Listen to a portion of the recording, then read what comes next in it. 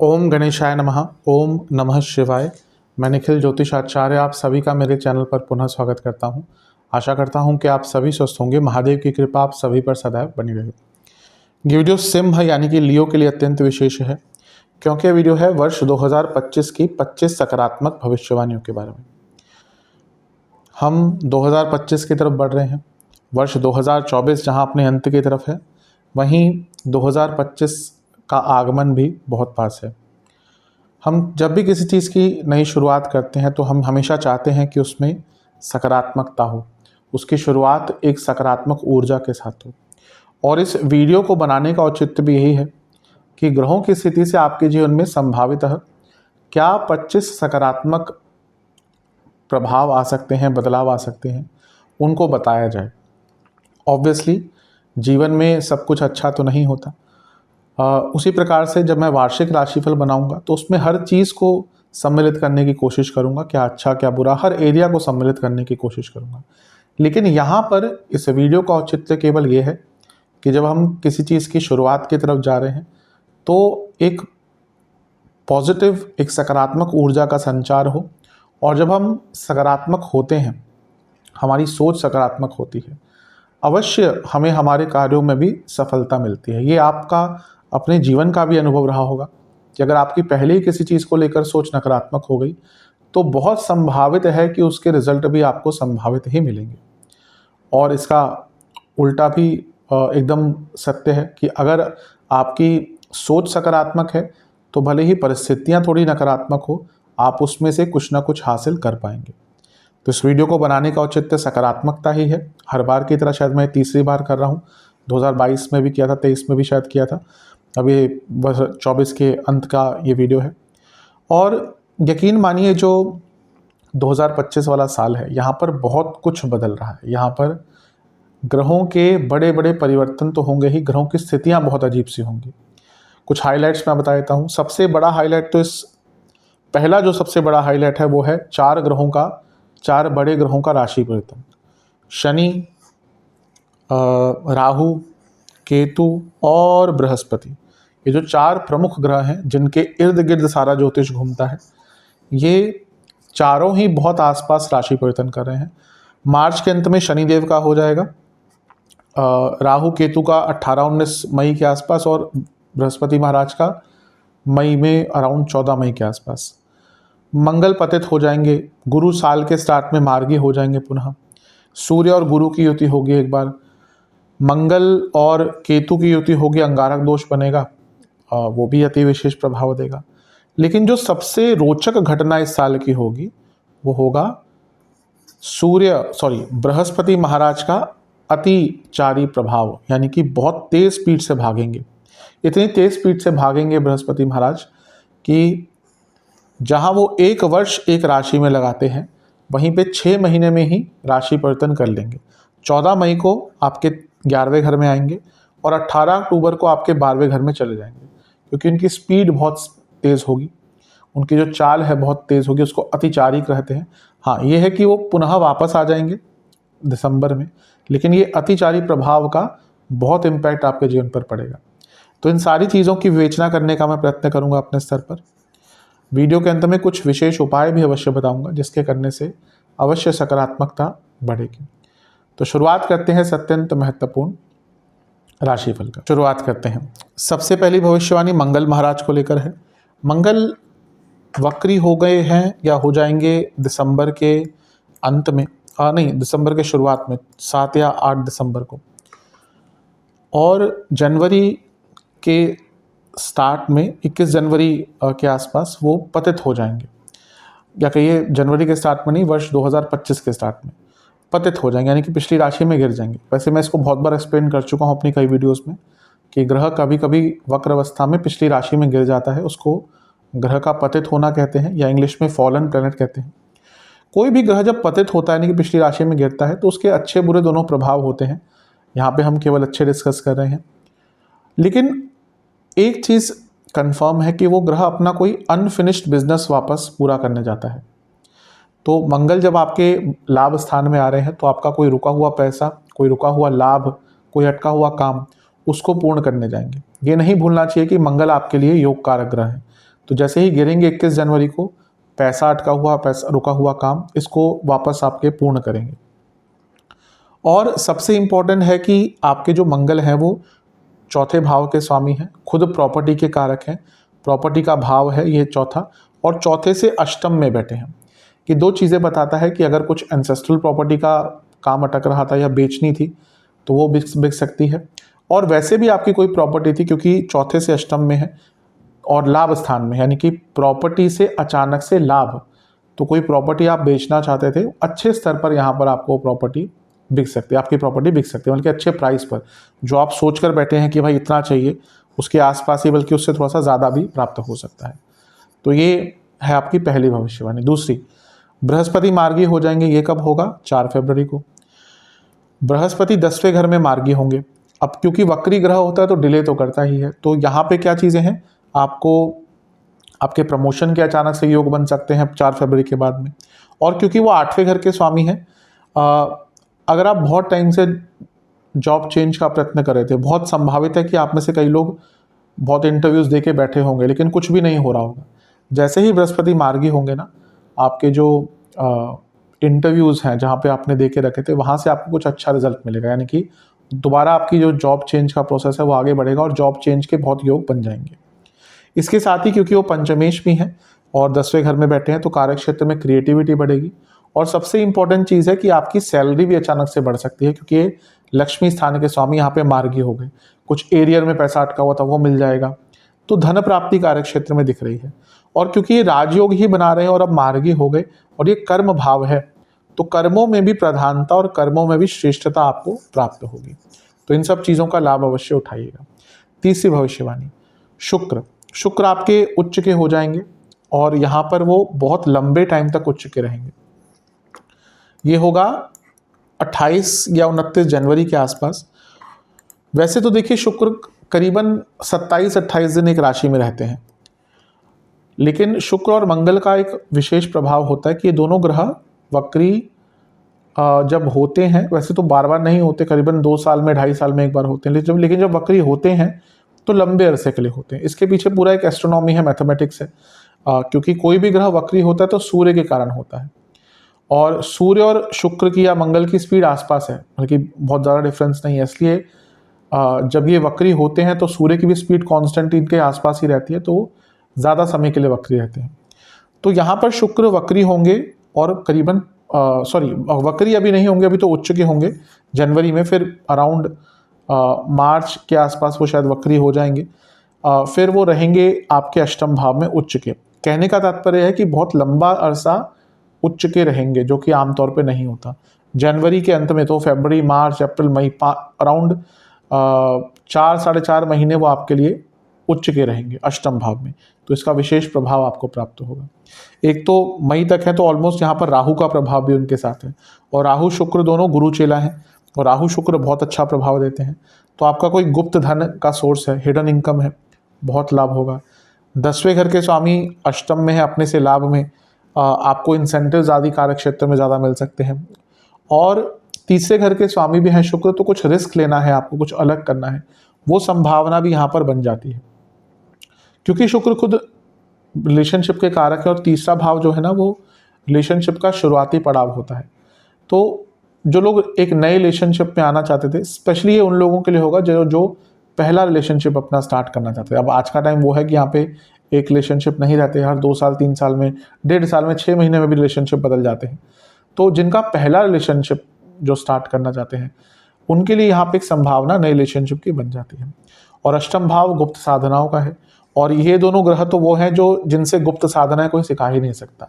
राहु और शुक्र तंत्र के परम कारक हैं, तो कोई भी तंत्रात्मक साधना सीखनी है, मैं हमेशा कहता हूँ कि तंत्र 2 धारी तलवार है, बहुत अच्छी चीज़ें हैं उसमें, लेकिन अगर आपको पता नहीं तो बहुत गलत कर सकते हैं। मैं आज भी देखता हूँ, मैं निंदा किसी की नहीं करना चाहता, कोई भी परफेक्ट नहीं होता, लेकिन आज की डेट में कई लोग इतने गलत प्रकार के मंत्र बता रहे हैं, उनका उच्चारण भी गलत है, उनका उपयोग भी गलत है। तो कभी भी कुछ भी ऐसी साधना सीखनी हो ना तो किसी गुरु के माध्यम से सीखेगा, जो आपको बता पाए कि उच्चारण क्या है, प्रयोग क्या है। हर मंत्र का, तंत्र का प्रयोग अलग होता है। एक ही जगह काली मिर्च का उपयोग वो मारण के लिए भी हो सकता है, वही काली मिर्च का उपयोग अगर तंत्र में ढंग से किया तो वो आपके लिए, आपका वशीकरण के लिए भी हो सकता है, और वही आपके शांति कर्म के लिए भी हो सकता है। तो बहुत विशेष है, तब कुछ भी ऐसा करें। मैं समझता हूँ आज की डेट में अभी क्या है ना कि राहु खुद मीन में गोचर कर रहे हैं, तो पिछले 1 साल से जो पॉडकास्ट बड़े हैं वो भी राहु का ही प्रभाव है कि हर कोई आके तंत्र एक्सपर्ट बन रहा है। लेकिन मैं सजेस्ट करूँगा, कोई भी आप किसी भी से सीखना चाहें तो किसी ऐसे व्यक्ति के पास जाएं जिसको इन सब की नॉलेज हो। अदरवाइज ये दोधारी तलवार बहुत आराम से काम कर जाती है। तो साधनाओं के लिए बहुत अच्छा टाइम है। चौथी भविष्यवाणी, 6 ग्रह आपके अष्टम भाव में होंगे 29 मार्च। ये बहुत इंपॉर्टेंट डेट होने वाली है, क्योंकि ये ऐसा दिन है जब 6 ग्रह आपके अष्टम भाव में होंगे। शनि, राहु, शुक्र, सूर्य, चंद्रमा और बुध। चंद्रमा बुध मैंने यहाँ पे अंकित नहीं किए हैं, लेकिन वो भी यहाँ पे होंगे। अब ऐसा बार बार नहीं होता कि 6 ग्रह, 9 ग्रहों में से 6 ग्रह आपके अष्टम भाव में।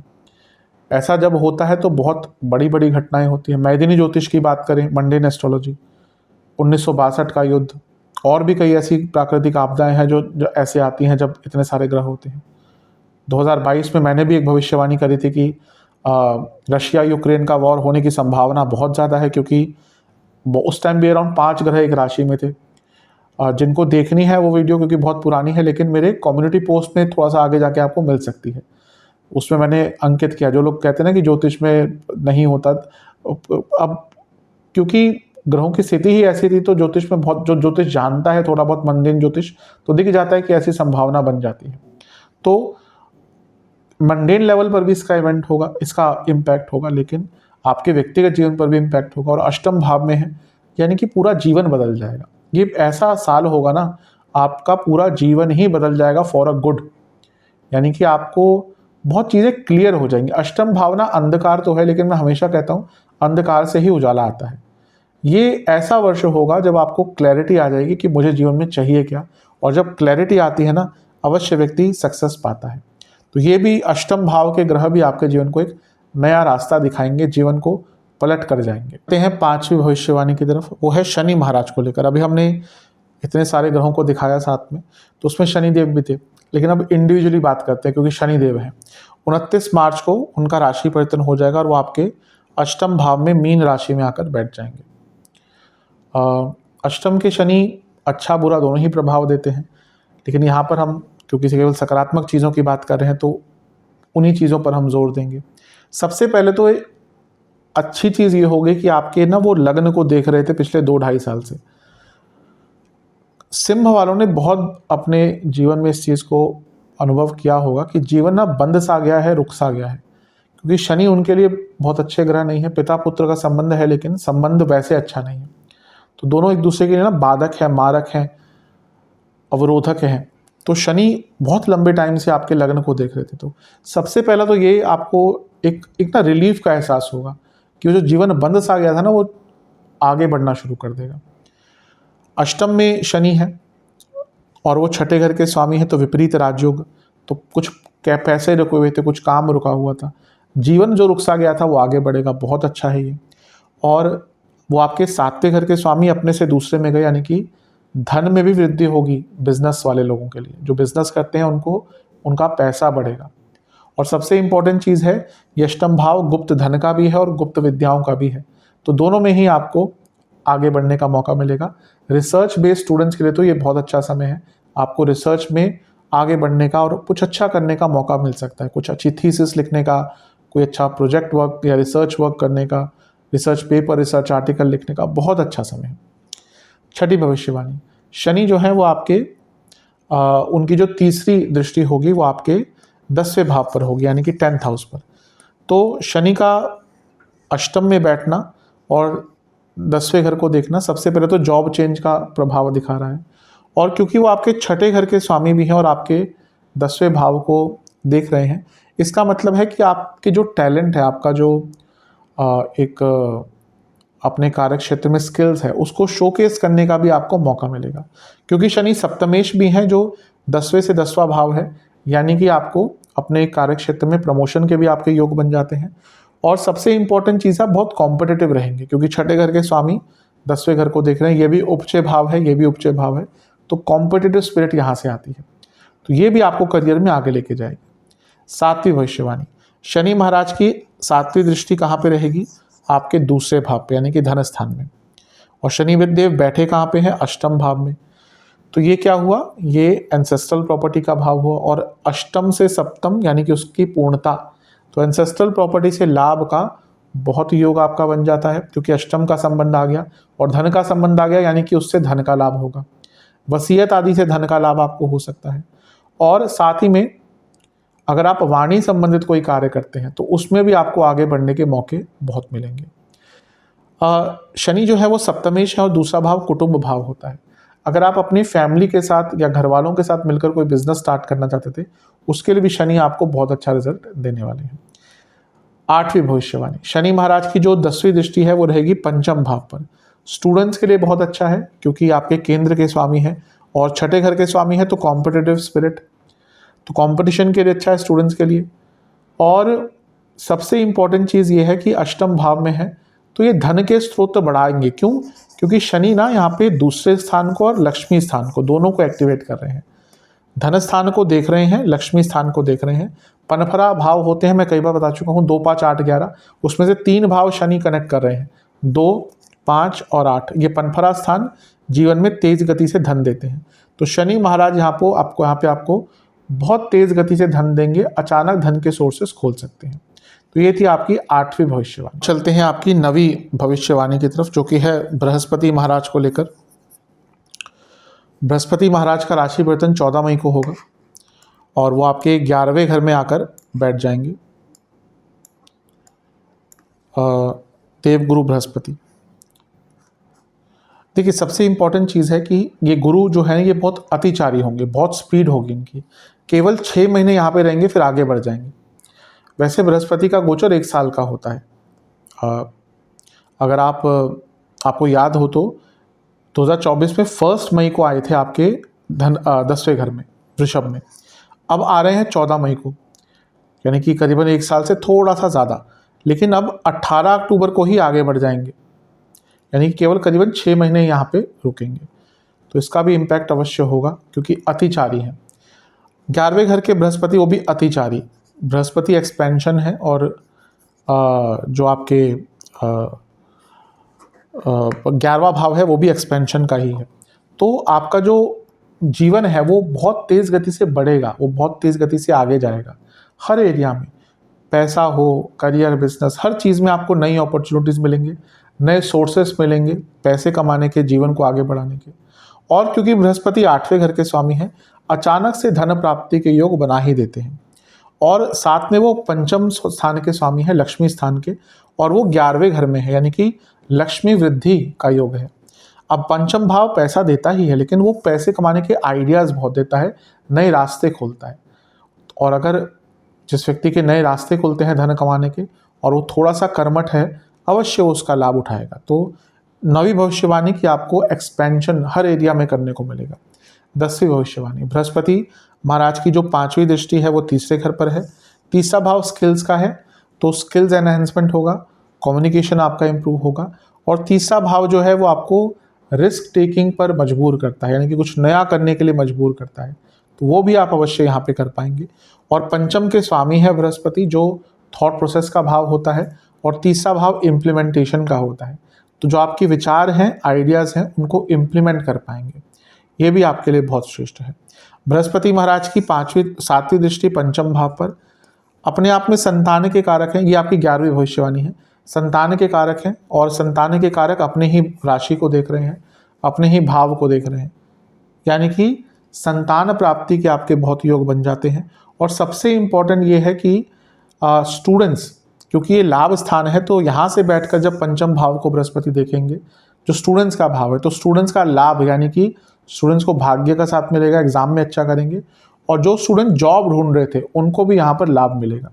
पंचम भाव क्रिएटिविटी का भी होता है, तो आपको अपनी क्रिएटिविटी भी दिखाने का अवसर प्राप्त होगा। और आपकी, मैंने अभी कहा लक्ष्मी स्थान है, तो आपको पैसे कमाने के जो आपके आइडियाज़ हैं ना, वो आपके बहुत उच्च स्तर के आपको आएंगे और उनको यूज़ कर पाएंगे। ये थी आपकी 11वीं भविष्यवाणी। 12वीं भविष्यवाणी, बृहस्पति का जो 9th एस्पेक्ट है, यानी कि 9वीं दृष्टि, वो रहेगी 7वें घर पर। और 7वां भाव जो होता है वो होता है आपके मैरिज का। तो सबसे पहले तो मैरिज का ही योग बन जाता है यहाँ पर, विवाह का बहुत अच्छा योग है। और क्योंकि ये 7वां भाव बिजनेस का भी होता है, तो आपको अपने बिजनेस को भी बढ़ाने का मौका मिलेगा, क्योंकि वृद्धि का कारक, भाग्य के कारक बृहस्पति लाभ स्थान में बैठकर आपके 7वें को देख रहे हैं। तो बिजनेस बढ़ेगा भी, एक्सपेंड भी होगा, लाभ भी मिलेगा, नई पार्टनरशिप्स ढूंढ रहे हैं तो वो भी होगा, और जीवन में एक बैलेंस ये बृहस्पति आपके लेकर आएंगे। तो ये थी आपकी 12वीं भविष्यवाणी। चलते हैं आपके 13वीं भविष्यवाणी की तरफ। 13वीं भविष्यवाणी जो है वो राहु से संबंधित है। राहु आपके उल्टे चलते हैं, तो राहु का जो परिवर्तन होगा वो 18 या 19 मई के आसपास होगा। इसी दिन केतु भी आपके लग्न में आकर बैठ जाएंगे, दोनों साथ में ही राशि बदलते हैं। एक टाइम पे एक ही राक्षस थे स्वरभानु, तो अलग अलग नहीं है, भले ही उनको अलग कर दिया गया, लेकिन एक प्रकार से जुड़े हुए रहते हैं हमेशा। और ये ऐसे ग्रह हैं जो एकदम सीधा आपका कार्मिक कनेक्शन दिखाते हैं। कुंडली में राहु केतु का है ना, वही आपको आपके अतीत से जोड़ते हैं। खैर वो अलग टॉपिक है। राहु आपके 7वें भाव में आ जाएंगे। 13वें, ये आपकी 13वीं भविष्यवाणी है 18-19 मई को। 7वें में राहु, 7वां भाव मैरिज का होता है। मैं कई बार बता चुका हूँ कि राहु एक कैटलिस्ट का काम करते हैं शादी के लिए। तो विवाह तो आपका होने की संभावना ऑलमोस्ट 100% ही है। आप खुद ही ना करना चाहें वो अलग चीज़ है, लेकिन अगर आपका मैरिजेबल एज है तो यहाँ पे बृहस्पति की दृष्टि भी है, राहु का प्रभाव भी है, शादी तो हो ही जाएगी। अनटिल अनलेस आप खुद ना करना चाहें, या होता है कई बार व्यक्ति के ऐसा नहीं कि सबकी शादी होनी ही चाहिए। कुंडली में कई ऐसे योग होते हैं कि शादी नहीं करनी चाहिए। आजकल तो लोग पूछ लेते हैं, आज से 5 साल पहले कोई पूछता नहीं था, लेकिन आजकल कंसल्टेशन आते हैं, पूछ लेते हैं कि बताइए कि मुझे शादी करनी चाहिए कि नहीं करनी चाहिए। बाहर तो ये कल्चर था, अब इंडिया में भी हो रहा है कि हाँ, लोगों को ये रियलाइजेशन होता है कि मे बी हम किसी के साथ रहने के लिए नहीं बने। और बहुत कुंडलियाँ ऐसी होती है, बहुत योग ऐसे होते हैं। लग्न में अकेले केतु हैं, 7वें में केतु हैं, 7वें में शनि वक्री बैठे हैं, लग्नेश पर या लग्न लग्नेश पर केतु का, शनि का बहुत प्रभाव है। बहुत ऐसे योग होते हैं। नवांशा कुंडली में अगर सप्तमेश केतु के साथ आ गए तो ऐसे में ना व्यक्ति का विवाह का मन नहीं होता, फिर वो बंधन युक्त अपने आप को महसूस करता है। तो ऐसे में मैं ये नहीं कहता नहीं करनी चाहिए शादी, लेकिन अगर आपकी चेष्टा नहीं है तो फिर क्यों अपने जीवन को खराब करें। तो कई लोग होते हैं जो शादी के लिए नहीं बने हुए। तो यहाँ पर राहु, लेकिन यहाँ पे हम उल्टा कह रहे हैं, यहाँ पे अगर आप शादी करना चाहते हैं तो बिल्कुल आपके लिए बहुत अच्छा योग बन रहा है, क्योंकि राहु के कारण दूसरा बिजनेस एक्सपेंड करेगा। सोशल मीडिया पे पॉपुलैरिटी के लिए बहुत अच्छा योग है ये, क्योंकि राहु की बात कर रहे हैं, राहु ऑनलाइन चीज़ों के कारक हैं। और अगर आपके बिजनेस में आपको फॉरेन इन्वेस्टमेंट चाहिए थी, उसके लिए भी बहुत अच्छा योग है ये। 14वीं भविष्यवाणी, राहु महाराज की 5वीं दृष्टि 11वें घर पर। अब तो कहने की बात ही नहीं है, वृद्धि के कारक है राहु, ये भी वृद्धि के कारक है। और 11वें भाव पर प्रभाव, यानी कि इतना पैसा आएगा कि आप खुद ही नहीं सोच सकते, आपकी इनकम मल्टीप्लाई हो जाएगी। ये इच्छाओं का भाव है, ये भी इच्छाओं का भाव है। आपकी इच्छाओं की पूर्ति होगी, क्योंकि दोनों ही जो वृद्धि के कारक है उनका प्रभाव है। और बृहस्पति जो है भाग्य के कारक हैं, तो उन पर राहु की दृष्टि, यानी कि भाग्य की वृद्धि, वो भी लाभ स्थान में, यानी कि हर प्रकार का लाभ। और बृहस्पति अष्टमेश भी है, यानी कि गुप्त धन, हिडन सोर्सेज ऑफ इनकम, वो भी आपके बढ़ेंगे। तो ये थी आपकी 14वीं भविष्यवाणी। 15वीं भविष्यवाणी, राहु बृहस्पति का म्यूचुअल एस्पेक्ट। राहु बृहस्पति को देख रहे हैं, बृहस्पति राहु को देख रहे हैं। ये क्या बताता है कि मैरिज, क्योंकि 7वां भाव और 7वां से 5वां, मैरिज हो, लव मैरिज, बहुत अच्छे योग। सडन फेम का योग बनाता है, और ये आपके पति या पत्नी की इनकम को भी बढ़ाता हुआ दिखा रहा है, क्योंकि 7वां भाव आपके पति पत्नी का होता है, पति या पत्नी का होता है, वहाँ से 5वां उनका लक्ष्मी स्थान बनता है, और दोनों पर ही राहु बृहस्पति का प्रभाव है। यानी कि अगर आप मैरिड हैं तो आपके पति या पत्नी दोनों के ही पैसा बढ़ने की जो संभावना है बहुत ज़्यादा बढ़ जाती है। 16वीं भविष्यवाणी, बृहस्पति का एक प्रभाव रहेगा 30 घर पर।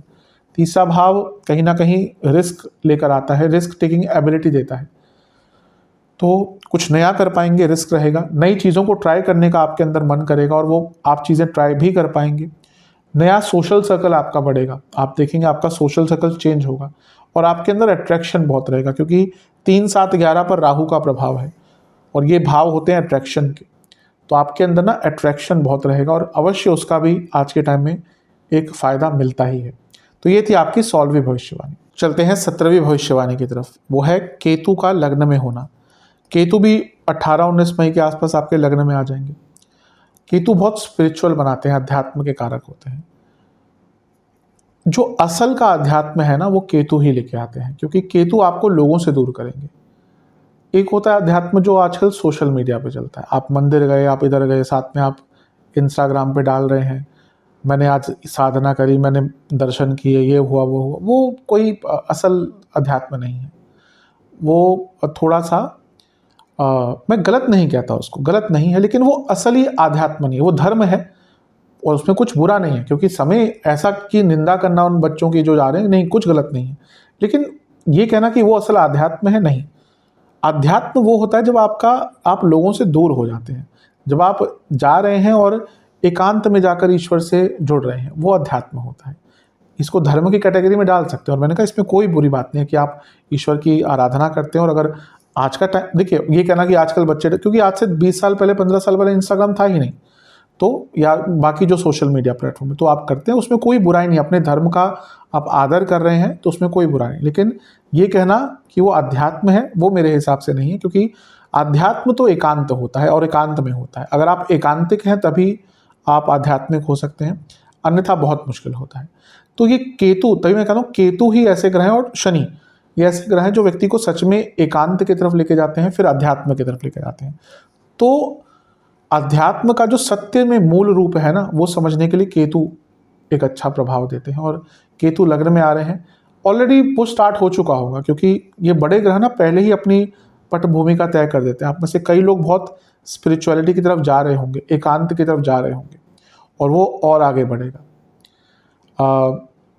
नई प्रायोरिटीज सेट होंगी और इसके साथ ही बहुत कुछ नया सीखने को मिलेगा, क्योंकि केतु स्किल्स के कारक है, रिसर्च के कारक है। 18वीं भविष्यवाणी, केतु की जो दृष्टियां हैं 5 और 9 पर भी रहेंगी, पंचम पर, नवम पर। केतु एक प्रकार से रिसर्च के कारक है, तो जो रिसर्च बेस्ड स्टूडेंट्स हैं उनको तो लाभ मिलेगा ही। दूसरा, ये सारा ना धर्म त्रिकोण है, तो यहाँ पर भी ना धर्म के प्रति भी चेष्टा आपकी बढ़ेगी, ना केवल अध्यात्म। और यहाँ पर जब केतु का प्रभाव आता है ना, व्यक्ति को अपने आप को या अपने बारे में जानने का मौका मिलता है। तो ये असल में आपको आत्मबोध कराने के लिए केतु बहुत मदद करेंगे। ये थी आपकी 18वीं भविष्यवाणी। 19वीं भविष्यवाणी, मंगल का इस वर्ष एक बार योग बनेगा केतु के साथ, और मंगल आपके लग्न में ही आकर स्थापित हो जाएंगे। इसको अंगारक दोष कहते हैं, योग भी कह सकते हैं इसको। अब इसके कुछ बुरे प्रभाव भी होते हैं, लेकिन पुनः हम सकारात्मक चीज़ों की बात कर रहे हैं। तो योग कारक आपके लग्न में है और केतु के साथ है। एक तो कॉन्फिडेंस बढ़ेगा, नया सीखने को बहुत कुछ मिलेगा, और केतु पुरातन है, मंगल प्रॉपर्टी है, तो यानी कि कोई एंसेस्ट्रल प्रॉपर्टी से कुछ भी बहुत पुराना वाद विवाद, कई बार तो एंसेस्ट्रल प्रॉपर्टी के वाद विवाद पुश्तों तक चलते हैं। तो यहाँ पर अपने वो जो पुश्तैनी वाद विवाद चल रहे थे ना, उनको सॉल्व करने का एक मौका आपको प्राप्त होगा।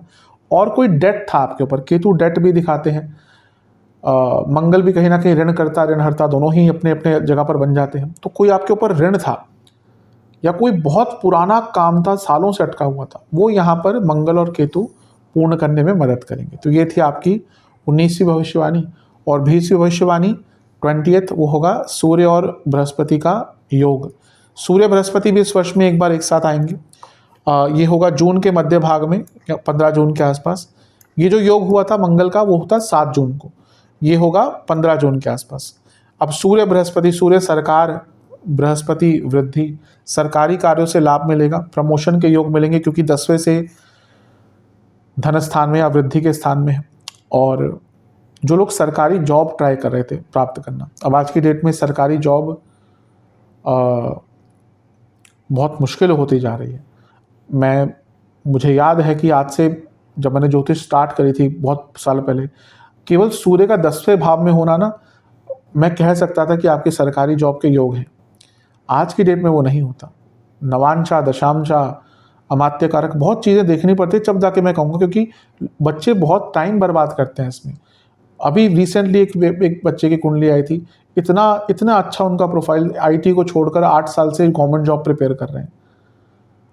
तो इतना वर्ष, अब उनकी कुंडली में बहुत योग नहीं था, लेकिन पेरेंट्स का प्रेशर बहुत है। अब ऐसे में कहना भी कभी कभी कंसल्टेशन में मुश्किल हो जाता है कि बहुत योग नहीं है। खैर, वो काउंसलिंग की ज़रूरत पड़ती है, लेकिन यहाँ पे है कि हाँ, अगर आप सरकारी जॉब ट्राई कर रहे थे और इस समय के आसपास आपको ये योग बनता है, तो आपके सरकारी जॉब के चांसेस बहुत बन जाते हैं और वृद्धि के चांसेस, सडन सक्सेस के चांसेस आपके बहुत बन जाते हैं, बढ़ जाते हैं। क्योंकि नहीं भूलना चाहिए, सूर्य लग्नेश भी हैं, लाभ स्थान में अष्टमेश के साथ बैठे हैं और जो अतिचारी हैं, अचानक से आपके लिए बहुत सक्सेस यहाँ पे आ सकती है। हैं 21वीं भविष्यवाणी की तरफ, बहुत महत्वपूर्ण है, अत्यंत महत्वपूर्ण है, क्योंकि यह है देवगुरु बृहस्पति को लेकर। मैंने शुरू में एक्सप्लेन किया था कि अतिचारी होंगे और कुछ टाइम के लिए 12वें घर में आ जाएंगे, उच्च के हो जाएंगे। वैसे तो देखिए, अगले साल अगर सामान्य स्पीड होती इनकी तो 2026 में आना था, लेकिन यहाँ पे 25 में ही उच्च के हो जाएंगे 12वें घर में। 21वीं भविष्यवाणी, एक तो विपरीत राजयोग बना रहे हैं और उच्च के हैं, तो परम बली और परम तेज गति से रिजल्ट देने वाले ग्रह बन जाते हैं। सबसे पहले तो विदेश संबंधित जितने भी आपके कार्य थे, वीज़ा था, इमिग्रेशन था, उसमें लाभ मिलेगा। और अष्टमेश है 12वें में, दोनों ही गुप्त धन दिखाते हैं, तो हिडन सोर्सेज ऑफ इनकम आपके बढ़ेंगे। और आपके ऊपर कोई ऋण था, उसको भी चुकाने में ये बृहस्पति आपको मदद करेंगे। को अलग अलग रास्ते खोल देते हैं, लेकिन अगर कोई भी आपके ऊपर ऋण था, कभी कभी होता है लोन चल रहा है, व्यक्ति परेशान हो जाता है, फिर सोचता है चलो एक ज़मीन तो पड़ी हुई है, एक फ्लैट तो एक्स्ट्रा पड़ा हुआ है, इसको बेचते हैं और अपना ऋण खत्म करते हैं। क्योंकि वो जो ईएमआई की तलवार जो लटकती रहती है ना व्यक्ति के ऊपर बार बार, वो बहुत खतरनाक होती है। तो यहाँ पर अपने ऋण से निकलने का आपको मौका मिलता है। 22 बृहस्पति का एक दृष्टि रहेगी आपके चौथे घर पर, तो ये एक प्रकार से आपके लिए अच्छा ही है, क्योंकि 12वें घर के स्वामी देख रहे हैं, तो ये प्रॉपर्टी बेचने का और एंसेस्ट्रल प्रॉपर्टी बेचने का फिर से योग बना देते हैं। क्योंकि प्रॉपर्टी बेचने के लिए 12वां घर भी इंपॉर्टेंट होता है, व्यय स्थान है और अष्टम के स्वामी हैं। तो पुनः ये साल ही दिख रहा है जहाँ पे अगर आपका, क्योंकि बार बार वो योग बन रहा है, अष्टम का एक्टिव होना, कुछ भी आपका एंसेस्ट्रल प्रॉपर्टी थी उसको बेचकर कुछ नया करना चाहते हैं, ये पूरा ही साल अच्छा। और ये बृहस्पति ने तो प्रभाव और भी बढ़ा दिया। और यहाँ पर जब बृहस्पति की हम बात करें तो एग्जॉल्टेड हैं, उच्च के हैं, चौथे घर को देख रहे हैं। जो विदेश में लोग रहते हैं उनको वहाँ पर पीआर आदि अगर उनकी एलिजिबिलिटी हो चुकी है, तो ये बहुत अच्छा टाइम होगा अप्लाई करने के लिए। और सबसे इंपॉर्टेंट चीज़ है, ये प्लेस चेंज का भी योग बना देता है। अगर आप बहुत टाइम से अपना स्थान परिवर्तन करना चाहते थे, उसका भी योग बन जाता है। 23वीं भविष्यवाणी, बृहस्पति की एक दृष्टि रहेगी छठे घर पर, विपरीत राजयोग बना रहे हैं, उच्च के हैं। कोई भी आपके लीगल मैटर्स जो बहुत टाइम से अटक रहे थे, उसमें कॉम्प्रोमाइज़ की संभावना बहुत बन जाती है। हाँ, बृहस्पति यूजली कॉम्प्रोमाइज़ करवाते हैं। शनि का भी प्रभाव वैसे कॉम्प्रोमाइज़ का होता है। मंगल केतु आदि ये कभी कभी चीज़ों को या केसेस को ख़त्म करवाते हैं, लेकिन बृहस्पति का अकेला प्रभाव यूजली कॉम्प्रोमाइज़ की तरफ लेके जाता है। तो कोई भी केस चल रहा था उसमें कॉम्प्रोमाइज़ की संभावना अगर बनती है तो अच्छा है। और कॉम्पिटिटिवनेस के लिए बहुत अच्छा है, स्टूडेंट्स के लिए, इंटरव्यूज़ के लिए, जॉब के लिए बहुत अच्छा प्रभाव यहाँ पर बृहस्पति देंगे।